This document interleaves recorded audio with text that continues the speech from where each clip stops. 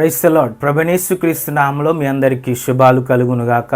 ప్రతి ఉదయం నీతో నా నిబంధన స్థిరపరచుదునని దైవ కార్యక్రమాన్ని వీక్షిస్తున్న దేవుని పిల్లలను మీ అందరికీ ప్రభువైన యేసుక్రీస్తు నామములో శుభాలు వందనాలు తెలియజేస్తూ ఉన్నాను. ఈ ఉదయకాల సమయంలో నూతనంగా ఈ కార్యక్రమాన్ని ఎంతమంది అయితే వీక్షిస్తున్నారో మీ అందరికీ కూడా ప్రభువైన యేసుక్రీస్తు నామములో శుభాలు తెలియజేస్తూ ఉన్నాను.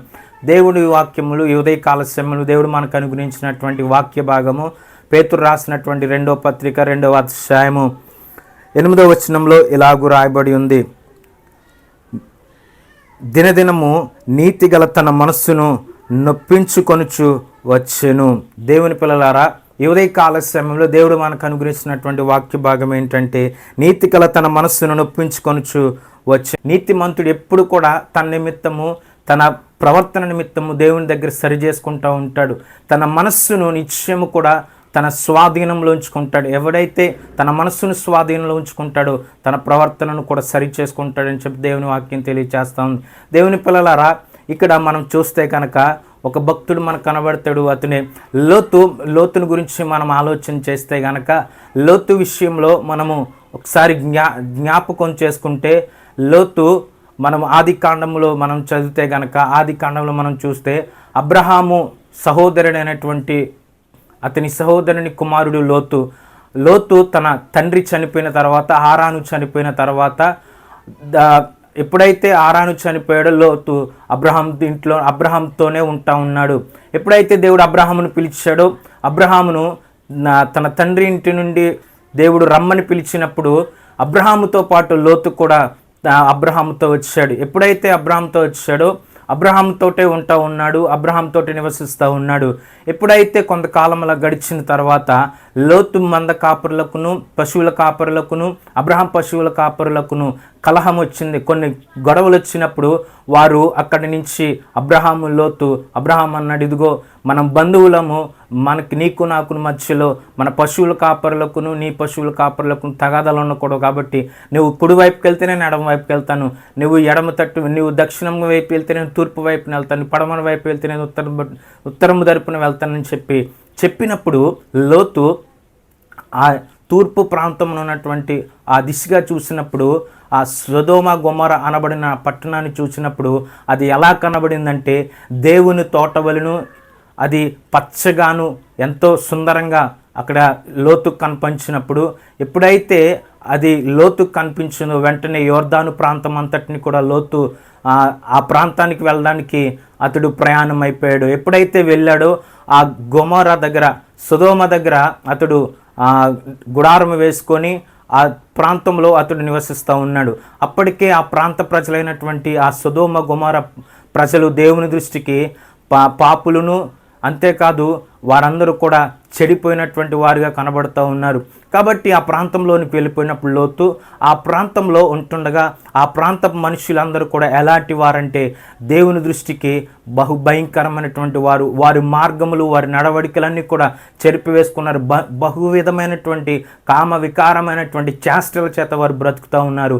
అటువంటి ఆ ప్రాంతంలో లోతు మాత్రము ఎప్పుడైతే దేవుని కుటుంబం నుంచి వచ్చాడో అబ్రహాము తనకు ఏదైతే నేర్పించాడో దేవుని పట్ల అతడికి ఎలాగైతే భక్తిని నేర్పించాడో ఆ భక్తిలోనే నీతిమంతుడిగా ఆ లోకమంతా చెడిపోయినప్పటికీ ఆ ప్రాంతమంతా సొదొమ గొమొర అంతా చెడిపోయినప్పటికీ కూడా లోతు మాత్రము తన మనస్సును స్వాధీనపరుచుకున్నాడు. నీతిమంతుడిగా ఆ లోకంలో జీవించాడు, ఆ ప్రాంతంలో జీవించాడు. దేవుని యొక్క వాక్యం తెలియచేస్తూ ఉంది లోతు నీతిమంతుడు అని చెప్పి. దేవుని పిల్లలారా, ఎప్పుడైతే లోతు నీతిమంతుడిగా జీవిస్తూ ఉన్నాడో ఒకానొక దినాన ఆ ప్రాంతాన్ని దేవుడు సొదొమ గొమొర గూర్చినటువంటి మొర దేవుని సన్నిధికి వెళ్ళినప్పుడు దేవుడు ఆ పరలోకం నుంచి దిగి వచ్చి అబ్రహాము దర్శించిన తర్వాత అబ్రహాము దగ్గరికి వచ్చినప్పుడు అబ్రహాము దగ్గరికి వచ్చినప్పుడు అబ్రహాము దేవునికి విందు చేయించి అతన్ని సాగనంపుతున్నప్పుడు ఆ సొదొమ గొమొర తట్టుగా ప్రాంతం తట్టుగా వారు అబ్రహామును కూడా అబ్రహాము వారిని సాగనంపుతున్నప్పుడు ఎప్పుడైతే దేవుడు అనుకున్నాడు, నేను చేయబోయేటువంటి కార్యాన్ని అబ్రహాముకు దాల్చేదన అబ్రహాముకు తెలియచేయాలనుకున్నాడు. ఎందుకంటే సొదొమ గొమొర్రాని నాశనం చేసే ముందు ఒకసారి అబ్రహాముతో మాట్లాడాలనుకున్నాడు. ఎందుకంటే అతడు గొప్ప జనాంగం గల మనుష్యుడు అవుతాడు. అంతేకాదు అతడు నీతిమంతుడిగా ఉన్నాడు కాబట్టి, అంతేకాదు అతని కుటుంబము నా నిబంధనను గైకొనేవారుగా ఉంటారు, తన పిల్లలు నా నిబంధనను, నా కట్టడాలను, నా మార్గంలో నడుస్తారు, అటువంటి వానికి నేను ఈ విషయాన్ని దాచేదనా అని చెప్పి దేవుడు అబ్రహాముని ఎంతగా నమ్మాడో ఆ విషయంలో దేవుడు సొదొమ గొమొర్రాను గురించినటువంటి దేవుని సన్నిధికి వచ్చిందని చెప్పి దేవుడు అబ్రహాముకు తెలియచేసినప్పుడు అబ్రహాము ఆ సొదొమ గొమొర్రా ప్రాంతాన్ని నాశనం చేస్తున్నాడు దేవుడని తెలుసుకొని తన సహోదరుని కుమారుడైనటువంటి లోతును కాపాడుకోవడానికి ప్రభువా దేవునితో తెగించాడు. దేవుని దగ్గర మొరపెడతా ఉన్నాడు. ఏమనంటే, ప్రభువా ఇదిగో నాయన అక్కడ 50 మంది నీతిమంతులు ఉంటే ఆ 50 మంది నీతిమంతులను బట్టి ఆ పట్టణాన్ని కాపాడమంటే నేను 50 మంది నీతిమంతులు ఉన్నా సరే ఆ పట్టణాన్ని కాపాడుతానన్నాడు. అలాగే మరి 45 మంది ఉంటే కనుక 45 మంది నీతిమంతులను బట్టి పట్టణాన్ని కాపాడమంటే అక్కడ 40 మంది ఉన్నా సరే దేవుడు కాపాడుతానన్నాడు. అంతేకాదు మరలా ధూళి దుమ్మును తెగిస్తున్నాను, ఒకవేళ అక్కడ 30 మందే ఉన్నారేమో ఆ 30 మందిని బట్టి ఇలాగూ మాట్లాడుకుంటూ వచ్చి ఒకవేళ అక్కడ 5గురే ఉన్నారనుకో ఆ 5గురిని బట్టి కూడా నీవు ఆ పట్టణాన్ని కాపాడవా అని చెప్పి అబ్రహాం అలా అడుగుతున్నప్పుడు అబ్రహాము మనసు నెరిగినటువంటి దేవుడు లోతును కాపాడాలనుకున్నాడు. ఎప్పుడైతే అబ్రహాము అలాగూ మనవి చేసుకున్నాడో దేవుడు అబ్రహాం దగ్గర నుంచి వెళ్ళిపోయాడు. అబ్రహాము కూడా తన గృహానికి వెళ్ళిపోయిన తర్వాత ఆ రాత్రి ఆ తర్వాత రోజున సాయంకాలమున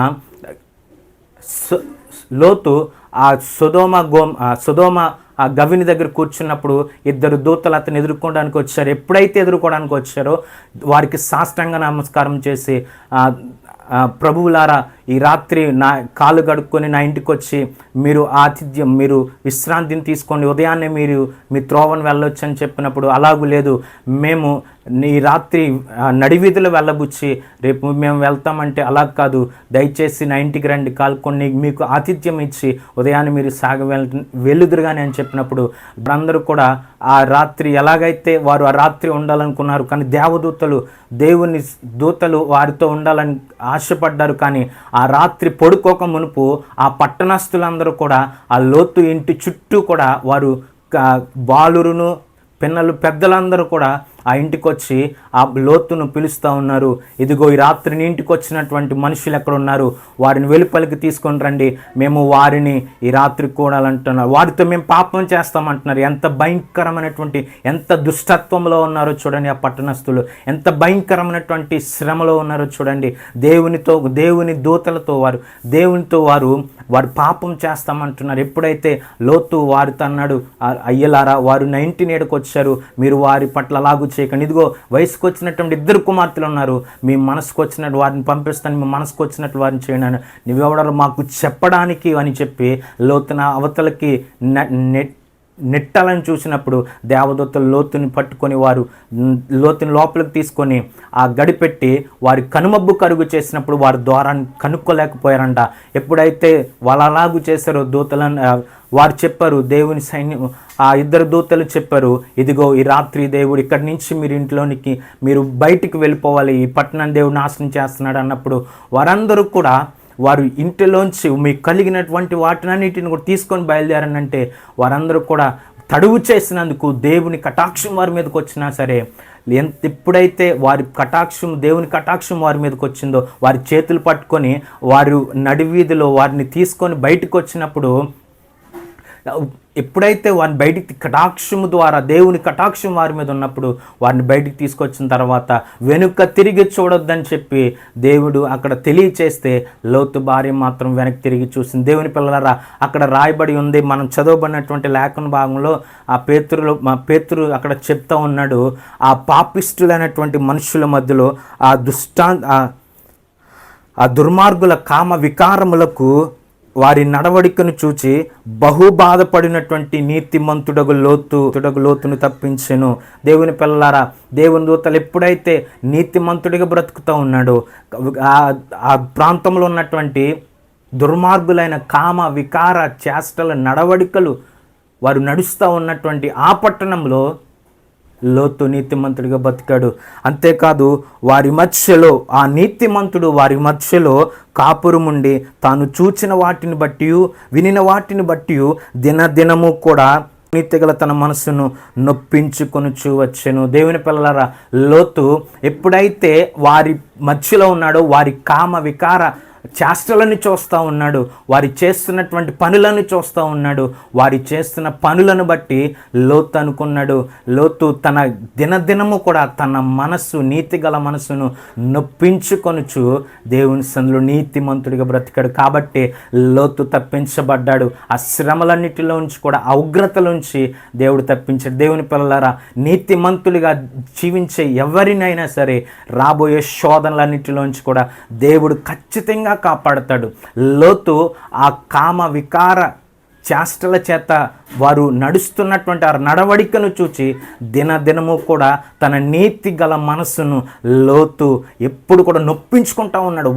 వారిలాగా నడవకూడదని, వారిలాగా జీవించకూడదని చెప్పి నేను పరిశుద్ధంగా బ్రతకాలి, నీతిమంతుడిగా బ్రతకాలని చెప్పి లోతు బ్రతుకుతూ ఉన్నాడు. లోతు అనుకుంటూ ఉన్నాడు. దినదినము కూడా ఆ నీతిమంతుడు వారి మధ్యలో నివసించుచు వారి అక్రమమైనటువంటి వారి నడవడికను చూస్తూ ఉన్నాడు.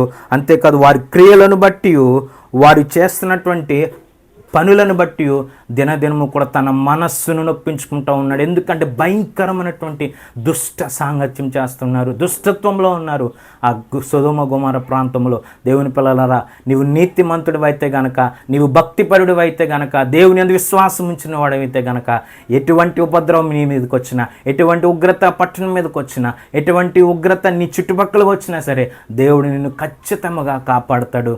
ఇక్కడ దేవుని వాక్యం తెలియచేస్తూ ఉంది. అతడు నీతిమంతుడిగా బ్రతికినందువలన లోతును తప్పించెను. అతడు నీతిమంతుడిగా వారి మధ్యలో ఉన్నాడు కాబట్టి, నీతిమంతుడిగా బ్రతికాడు కాబట్టి దేవుడు ఆ ఉగ్రతలో లోతు నశించిపోకుండా దేవుడు కాపాడాడు. దేవుని పిల్లారా, ఎటువంటి ఉపద్రవం నీ మీదకి వచ్చినా, ఎటువంటి ఆపద నీ మీదకి వచ్చినా సరే ఖచ్చితంగా దేవుడు నీ జీవితంలో గొప్ప కార్యం చేస్తాడు, నిన్ను కాపాడుతాడు, నీ కుటుంబం అంతటిని రక్షించాడు. ఎటువంటి శోధన వచ్చినా సరే, ఎటువంటి శత్రువు అపజయం నీ మీదకి రప్పించినా సరే, ఎటువంటి ఖడ్గం నీ మీదకి వచ్చినా సరే దేవుడు నిన్ను కాపాడుతాడని చెప్పి దేవుని యొక్క వాక్యం తెలియచేస్తాడు. ఉంది.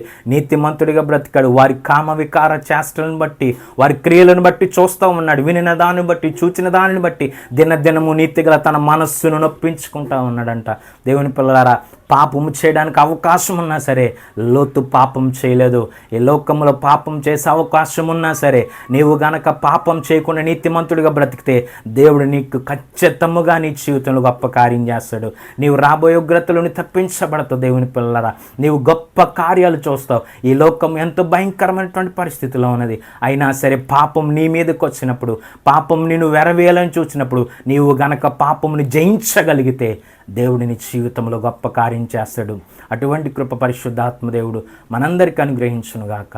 ఆమేన్. ప్రార్థన చేసుకుందాం. మహాపరిశుద్ధుడవు నాయన, మహోన్నతుడు ప్రభువా, ఉదయకాల అసెంబ్లీ మాటలను ప్రతిబిని దీవించండి ప్రభువా. లోతు ఎలాగైతే ప్రభువా నానా దుష్టులైనటువంటి ప్రభువా, నాయన వారి కామ వికార ప్రభువా చేష్టలకు, వారి నడవడికలకు ప్రభువా చూచి ప్రభువా, వినిన దానిని బట్టి ప్రభువా, చూచిన దానిని బట్టి ప్రభువా నీతిగల తన మనస్సును దినదినము నొప్పించుకొనిచ్చు ప్రభువా లోతు బ్రతికాడు. కాబట్టి ప్రభువా ఆ ఉగ్రతలోని తప్పించబడ్డాడు ప్రభువా. అటువంటి ప్రభువా నాయన విశ్వాసము కలిగినటువంటి జీవితము, నీతి కలిగిన జీవితం అందరికీ దయచేయండి. ఈ పాపపు లోకంలో ప్రభువా నీతిగా బ్రతకడానికి మా మనస్సును నొప్పించుకొని దినదినము ప్రభువా పాపము నుండి విడిపించబడి ప్రభువా నీ కొరకు బ్రతికే ప్రభువా నన్ను కృప దయచేయమని వాక్యాన్ని ఎంతమంది కార్యక్రమం చూస్తున్నారు వారందరినీ దీవించి కృపలు బలపరచు నజరేయుడైన యేసు నామములో అడిగి ప్రార్థించి వేడుకుంటున్నాం తండ్రి.